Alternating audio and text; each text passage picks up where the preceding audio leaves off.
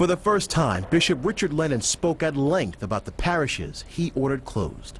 As you know, parishioners of some parishes chose to appeal my decisions to the clergy, to the Congregation for the Clergy in Rome. It's important to note that they have every right under church law to do what they did. 12 churches will reopen after being shut down in 2009 and 2010 as part of the Cleveland Diocese reorganization plan. Lennon closed the churches because of population shifts, money issues, and fewer priests. He said he made a decision not to appeal the Vatican's ruling a few days after Easter. I will not appeal the decrees to the Apostolic Signatura. Doing so would prolong the process for a number of years and would create more uncertainty and continue to divide our Catholic community.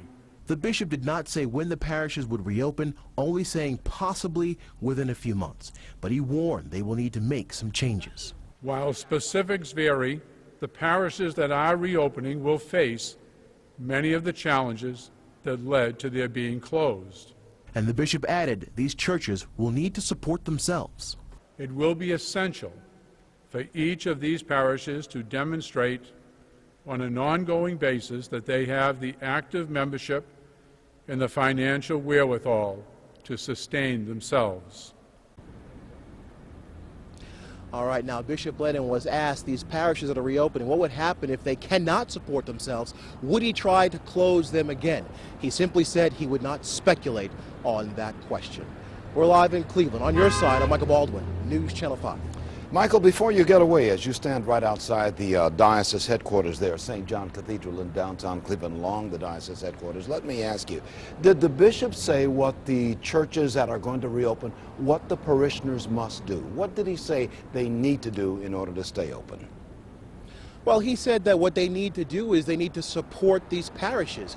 He said that, you know, the Rome has decided to open up these parishes and they need to go in and they need to support them day in and day out. So something like this can never happen again.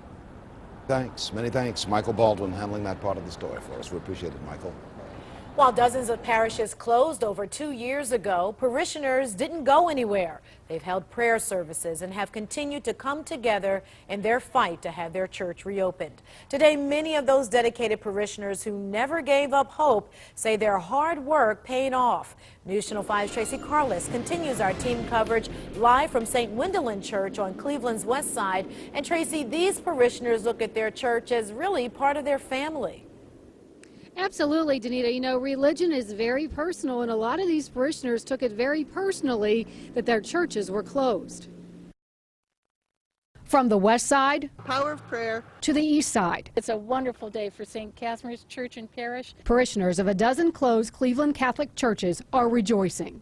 Like a miracle. I feel like we're blessed, all of us. And thanks for making the decision to Bishop, really, truly. Joan Marie Rosette and a small group of parishioners from St. Patrick's have prayed the rosary nearly every day since word came back in 2009 that their beloved St. Pat's would close. Now that group praying for a miracle says their prayers have been answered. the oldest in the diocese. It means so much to so many people. This is a family. St. Pat's, St. Wendelin, St. Emmerich, St. Casimir, all among the dozen churches in the diocese that will once again open their doors. The signs of rejoicing are clear and forgiveness has begun. Peace be with Bishop Lennon. Yes. Thank you so much. Tina GIROD and her husband were married here at St. Casimir 35 years ago. This registered nurse with no legal background wrote the church's appeal to Rome.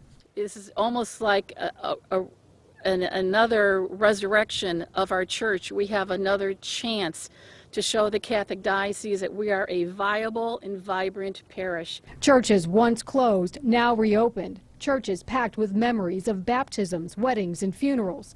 For Rosette, she is now hoping that her son can be married in this church next month.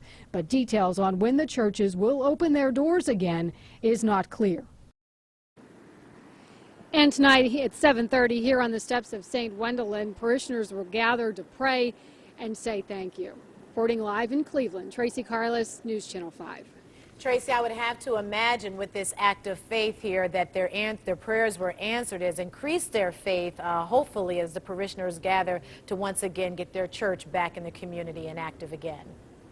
Absolutely, and you know, Danita, they said if there is a silver lining to this whole thing, it's that maybe parishioners will become more involved again in these churches. All right, Tracy Carlos reporting live for us tonight. Thank you very much, Tracy.